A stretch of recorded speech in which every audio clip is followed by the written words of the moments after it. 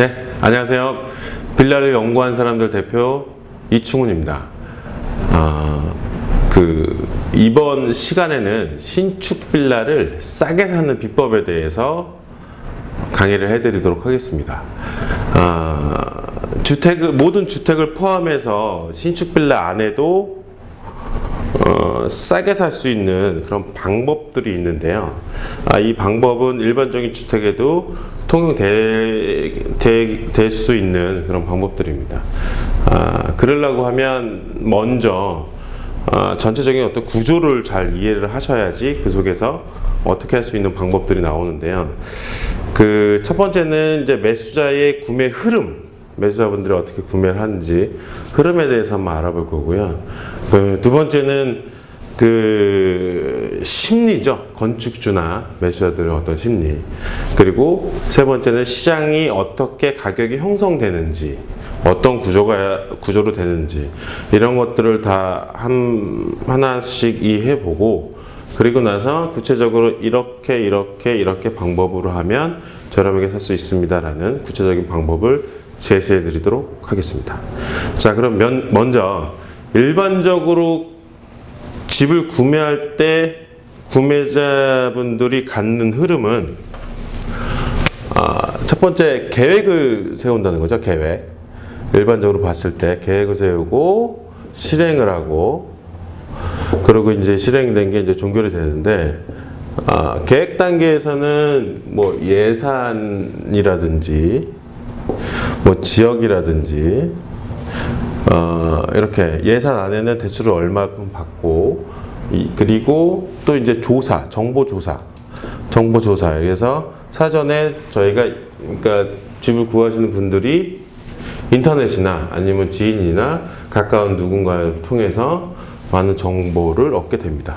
그래서 실행은 해당하는, 예를 들어 서울의 뭐 은평구다 그러면 은평구에 있는 집을 봐야 되겠죠. 그래서 그 집을 일반적으로 뭐 하나를 보고 계약하시는 분들은 극히 드물지만 그쪽 지역에 있는 집들을 좀 많이 보게 됩니다. 그걸 이제 실행은 답사를 하게 되는 부분이고요. 그래서 그러면서 어떤 거를 부딪히냐면, 그동안에 예산했던 이런 부분이 실제 현실에 답사를 하면서 많은 부분이 조금 다르기도 하고, 오히려 더 그거 다른 이런 부분 때문에 실망감도 얻기도 하고 여러 가지 부분이 있어서 실행을 하는 과정 속에서 포기를 한다든지 아니면 다른 걸로 변형을 한다든지, 뭐 매매를 하려던 걸로 전세를 간다든지 아니면 다른 상품을 한다든지, 뭐 이렇게 좀 변동이 되는 부분이 있고, 그럼에도 불구하고 계속 끝까지 진행이 된다 그러면 해당하는 물건을 계약을 하게 되는 부분입니다. 일반적으로. 그러면 이 과정 속에서 계약 단계에 있어서 협상이 들어가게 되는 거거든요. 가격에 대한 협상. 오늘 말씀드릴 부분이 특히 이런 부분입니다. 가격에 대한 협상을 어떻게 해야 되느냐. 그리고 이거를 하기 위해서 정확하게 되게 싸게 샀다는 거를 어떤 식으로 이 과정 속에서도 어떻게 싸게 사는 거를 인지를 할 수 있느냐, 이런 거에 대한 정확한 방법을 좀 제시해 드리도록 하겠습니다. 자, 그러면 매수자의 구매 흐름은 여기 보다시피 예산을 세우고 뭐 지역을 선정하고 기타 해당하는 물건이나 이런 거에 정보조사를 충분히 하고 나서, 그리고 나서 답사를 통해서, 해당하는 지역의 답사를 통해서 실제로 전부 다 물건도 확인하고, 그 중에 또 답사라는 과정 속에서 마음에 드는 게 뭐 2가지나 3가지가 나오면, 예를 들어 여자분께서 뭐 신부나 부인분들께서 먼저 보시고 그 중에 2-3가지 압축한 다음에 가족이나 남편 같이 가서 보고, 그러고 나서 또 집에 가서 협의하고 나서 계약하는 게 일반적인 건데요. 그래서 그렇게 답사하는 이런 과정 속에서 실제적인 현실과 그러니까 예상했던 거와 현실과 실제적인 괴리감이 많이 일반적으로 형성이 되는 부분이고요. 그리고 그러면서 이제 집을 몇 가지, 2-3가지 추린 다음에 선택을 하고 나서 계약을 하게 됩니다. 그래서 여기서마다 포인트를 정확하게 하는 가격을 싸게 사는 방법에 대해서 말씀 좀 드리도록 하겠습니다. 요거는 추후에 말씀드리도록 하겠습니다. 자, 그러면 두 번째는 뭐냐면 이 속에서의 매수자분들이 구매에 대한 흐름은 여러분들이 앞으로 이제 겪게 될 부분이고요. 그러면 구조를 알아야 되는 부분이거든요. 쉽게 얘기해서 심리 어떤 거냐면 쉽게 얘기해서 이 이 건물 안에 예를 들어 신축 빌라라고 하면 신축 빌라 여기에는 건축주가 있는 거죠. 두 번째는 심리에 대해서 알아봐야 되는데요. 그 심리는 특히 이제 신축 빌라를 구매한다니까 신축 빌라에 대한 건물에 대한 주인, 건축주죠. 건축주에 대한 심리. 그리고 이거를 사시는 분, 매수자죠. 매수자들의 일반적인 구매할 때의 심리를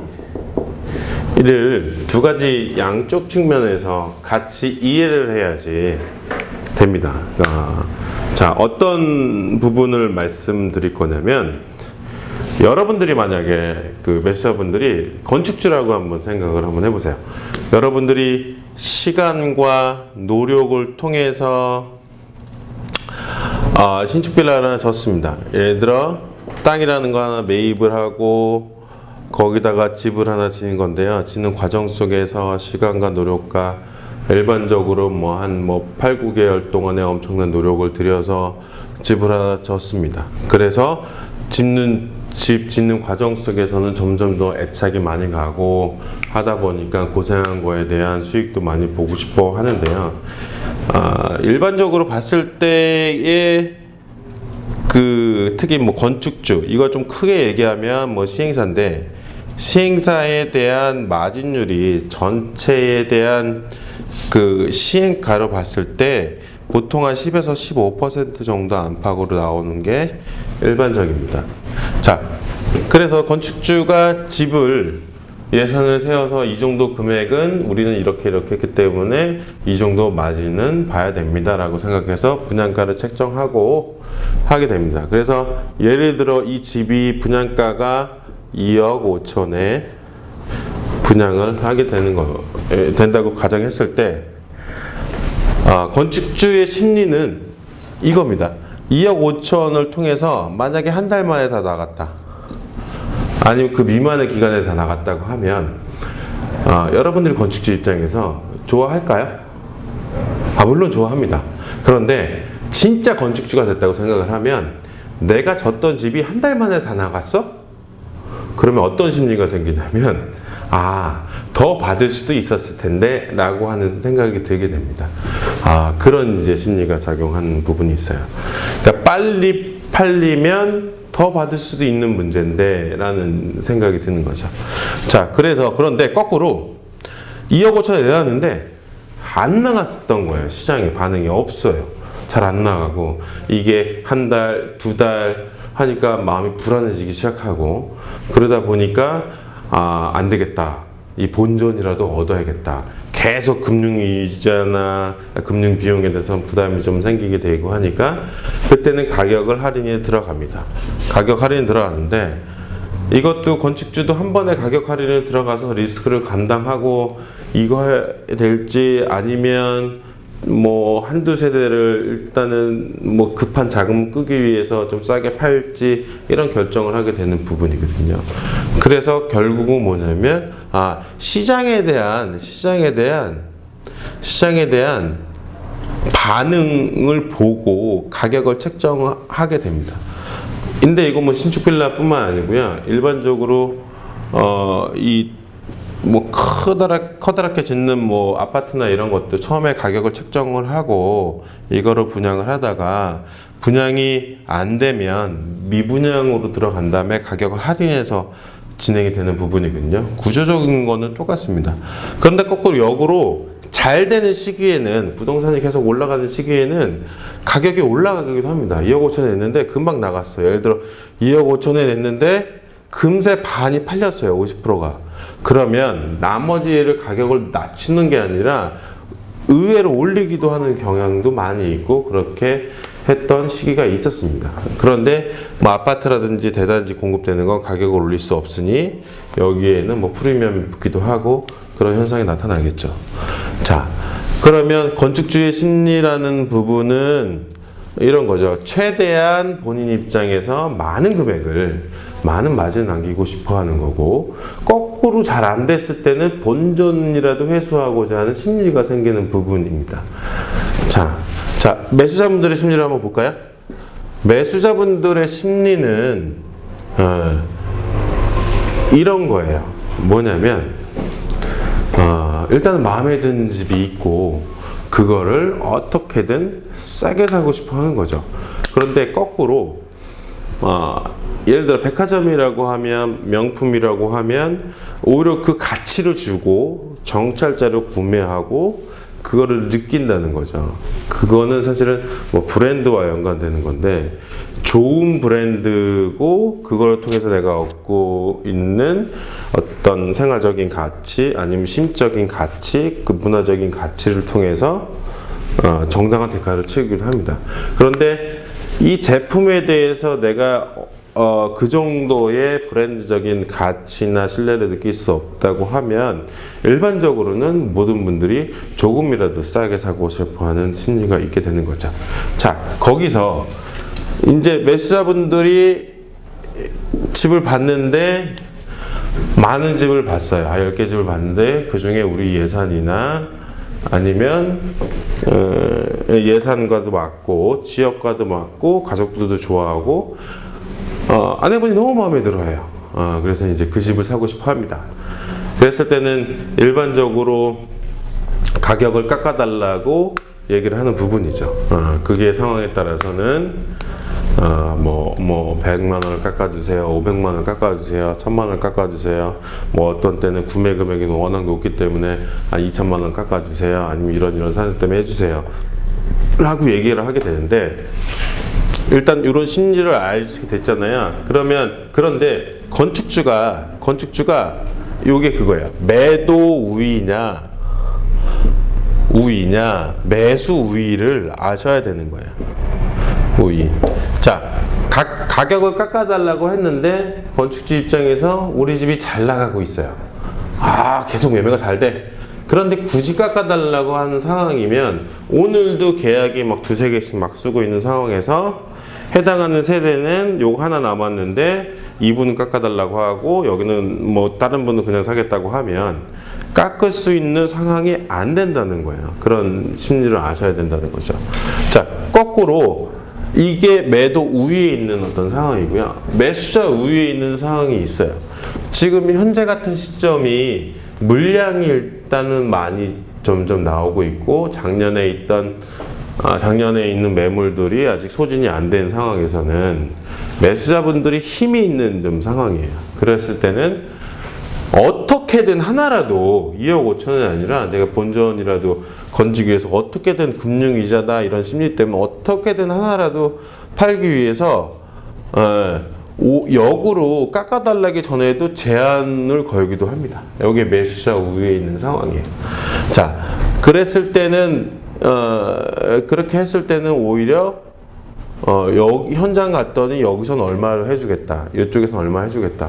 그런데 매수자 위에 있는 상황에서도요, 어떤 집은 반응이 또 없는 집이 있어요. 그런 게 그 집은 그 자체가 워낙 또 가격은 높지만 잘 나왔던 집이라 또 반응도 시장의 반응도 좋아서 굳이 깎지 않고 팔겠다, 이런 또 심리도 있다는 거죠. 네, 그래서 이 가격이라는 거는 첫 번째 시기에 따라서 그러니까 부동산 경기가 좋은 시기, 그러니까 좋은 시기라는 건 가격이 오르는 시기, 부동산 가격이 떨어지는 시기에 따라서 매수자 우위가 생길 수 있고 매도자 우위가 생길 수 있다. 그리고 그 속에서 오히려 가격이 좋은 시점이면 처음에 팔았다가도 가격이 실제적으로 올리기도 합니다. 이 신축 빌라 같은 경우에. 아파트 같은 경우나 이런 거 가격이 정해지면 올릴 수가 없는 거죠. 그래서 오른다는 건 프리미엄이 붙는 거라 이건 사실은 매수자분들이 가져가는 거죠. 이거를 뭐 기타 뭐 전매나 이런 걸 통해서 중간에 마진을 매수자분들이 직접 챙기기도 하는 부분이죠. 자, 그러면 그렇게 시기에 따라서 첫 번째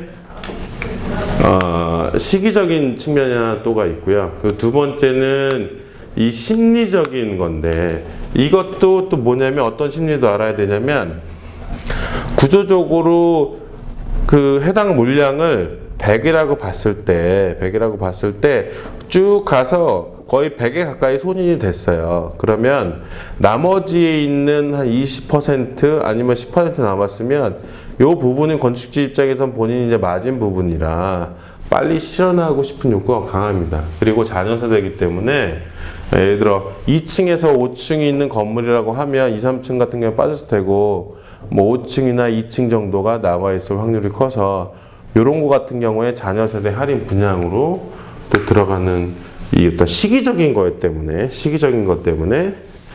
들어갈 수도 있다라는 것들도 알아야 되고, 그런데다가 가격을 깎아서 애들 2층을 예를 들어 1,000만 원 더 내려서 상황에서도 더 낮출 수도 있는 부분인 거죠. 왜냐하면 빨리 종결하고자 하는 게 있기 때문에.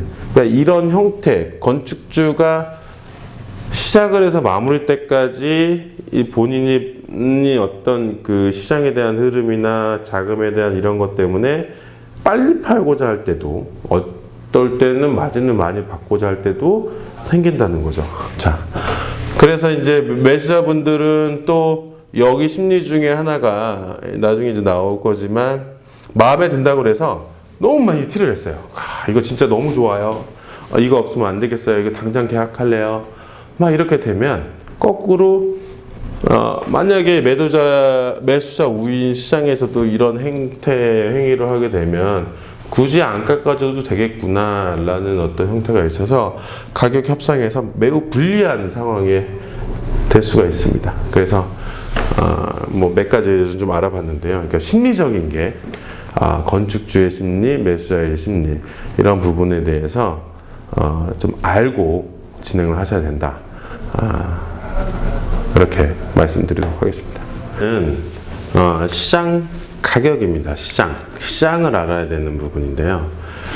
그러면 시장의 가격은 도대체 어떻게 형성이 되느냐, 시장 가격에 대한 흐름은 어떻게 되느냐에 대한 그 흐름을 또 영향을 주는 부분이 무엇인지 정확하게 이해를 해야 되는데요. 자, 시장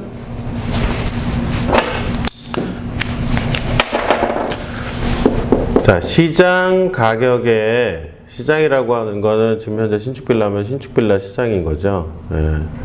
신축빌라 시장 가격에 영향을 주는 것, 영향을 주는 요인.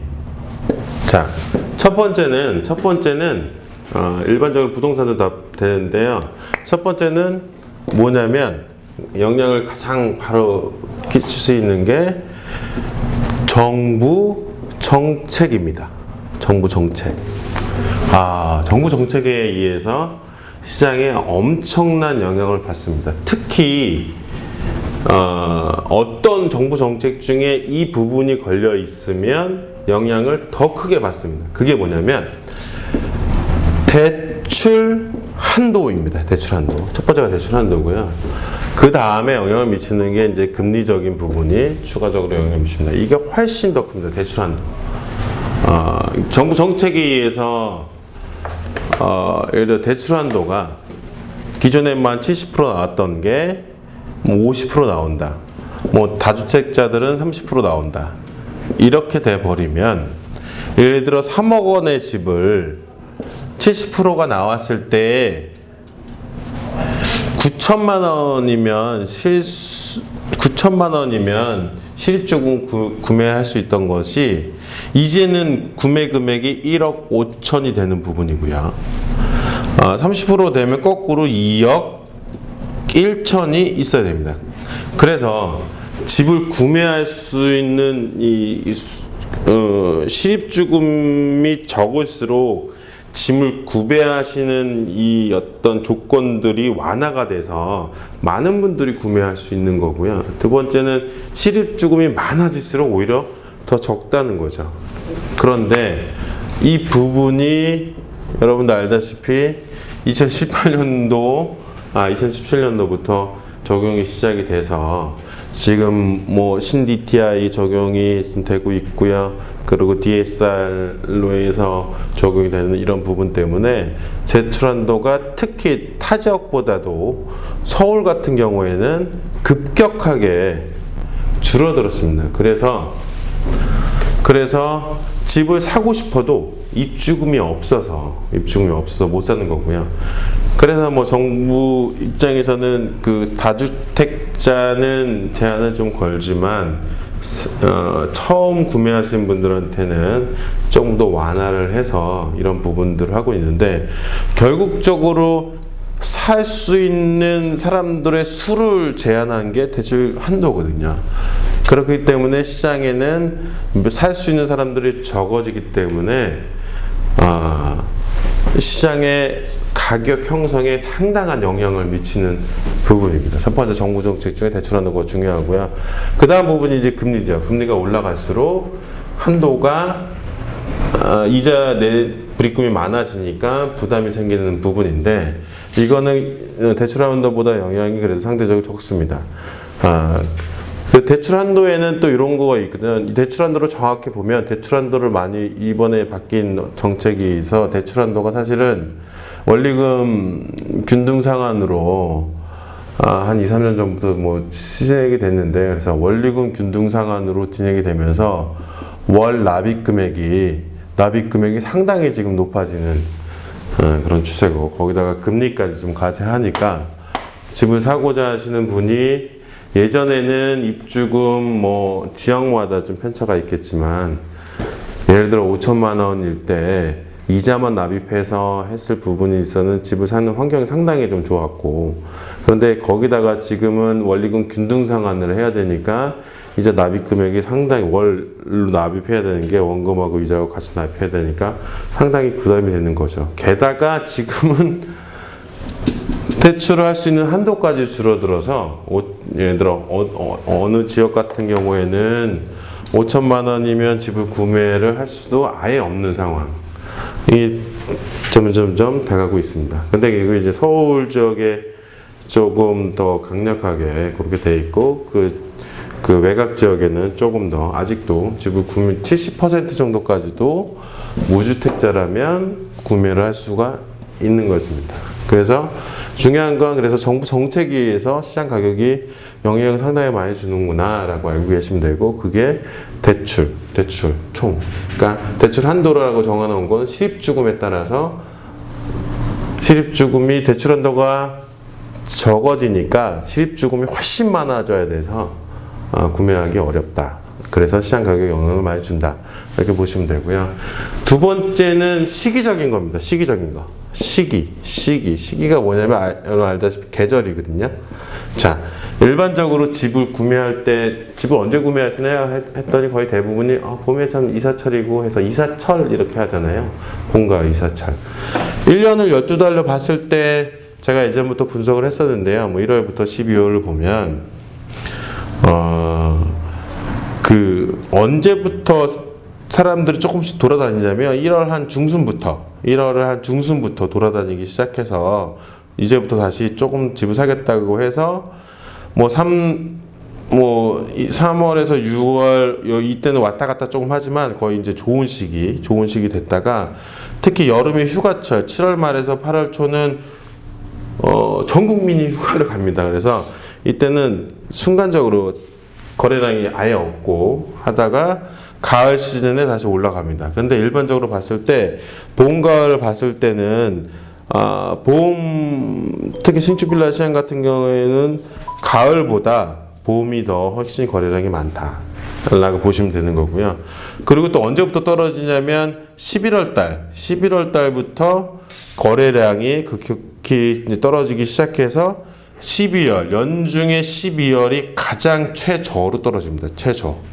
떨어져서 그래서 보통 한 12월 중순부터 1월 중순까지는 거의 거래량이 가장 많은 시기에 2에서 뭐 한 3할 정도의 2에서 3할 정도, 20%에서 30% 정도의 거래량으로 순간적으로 급감하게 됩니다.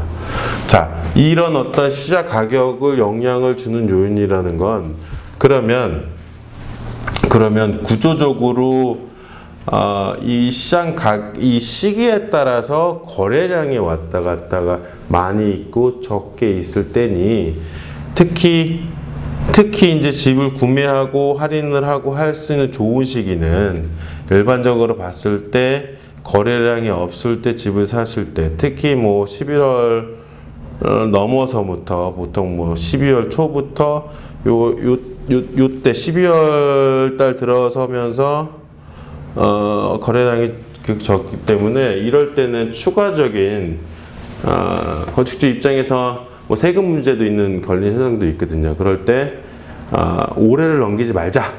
그래서 추가적으로 할인을 더 진행하는 경우도 있어요. 그래서 실제로 가격에 어떤 시기적인 것들도 영향을 미칠 수 있다.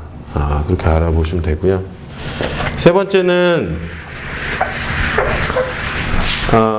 지역적인 겁니다. 지역적인 거. 여러분 알다시피 지역적인 거. 지역. 가격이 조금 떨어지는 시기에도 어떤 특정 지역에 호재가 강하게 나왔을 때, 이거는 특히 이제 가격이라는 거에서 지역을 열구되는 건 해당 지역의 인구가 계속 늘어나고 호재까지 있어서 이런 인구가 더 늘어나고 수요가 계속 많이 발생되는 거죠. 공급량은 순간적으로 딸리는데 이런 경우가 지역적인 호재가 또 아니면 그 지역적인 호재도 있고 지역이 또 너무 살기가 좋은 어떤 환경이 또 인프라와 여러 가지들이 구성이 된다고 하면 가격에 엄청난 영향을 시장의 가격이 형성되는 게 엄청난 영향을 주는 것입니다. 그래서 지역적인 것도 있구나. 자, 우리가 알다시피 그리고 이제 또 네 번째는 보면 뭐냐면 일반적으로 경기죠. 경기 상황.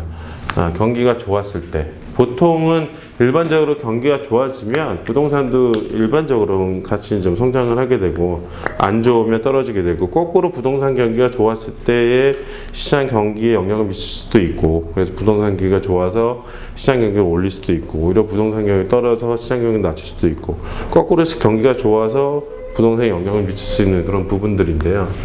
자, 그래서 시장 가격에 특히 이제 빌라 시장 같은 경우에 보면 이런 점들이 해당하는 시장에 해당하는 내가 어느 지역의 가격을 형성하게 되는 부분에 영향을 많이 주는 부분이죠. 뭐 기타를 보면 그 다음에는 이제 집이라는 부분인데요. 이거 기타적인 건데 어떻게 내가 얼마나 좋은 유닛을 구성을 해서 얼마나 많은 인테리어와 사람 반응이 있는 집. 그러니까 쉽게 얘기해서 매수자분들이 꽂히는 집, 뭐 럭셔리하기도 하고 내가 원했던 꿈에 있는 집들을 요새 또 공급이 그렇게도 많이 좀 되거든요. 그런 집들을 넣었을 때는 시장 가격이 형성이 또 그쪽 지역이나 타운이나 이쪽 일대는 또 높게 형성되기도 합니다. 그래서 요거 뭐 기타 등등이고 그렇게 시장 가격에 영향을 주는구나 이렇게 이해하시면 됩니다.